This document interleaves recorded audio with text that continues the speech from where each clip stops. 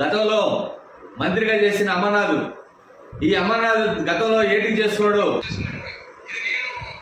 MOE Bobbatla గురించి చేసుకున్నాడంట.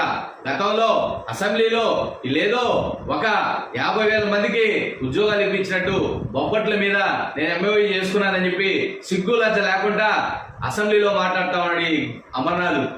అదేవిధంగా